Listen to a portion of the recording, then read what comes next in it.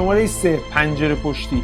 عکاسی که پاش شکسته و خونه نشین شده برای اینکه حوصله‌اش سر نره با دوربینش همسایه‌ها رو زیر نظر میگیره، اما وسط این ماجرا کم کم شک میکنه که یکی از همسایه‌ها مرتکب یه قتلی شده.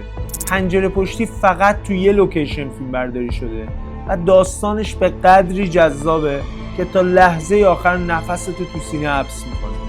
سرگیجه، یه کارگاه که از ارتفاع میترسه، مأمور میشه یه زن رو تعقیب کنه، اما این تعقیب و گریز به یه وسواس و عشق عجیبی گره میخوره. خیلی خلاصه بگم، این فیلم بهترین فیلم تاریخ سینما از نگاه اکثر منتقداست. و آخریش روانی، یه زن بعد از سرقت کلی پول به یه موتل بین‌راهی که صاحبش یه پسر جوون و مهربونه پناه میبره، ظاهراً مهربون، و داستان از همینجا وارد یکی از شوکه کننده ترین و هولناک ترین پیچش های تاریخ سینما میشه. اگر یکی از این فیلم ها رو دیدی حتما نظرتو برام کامنت کن. خیلی مخلصی.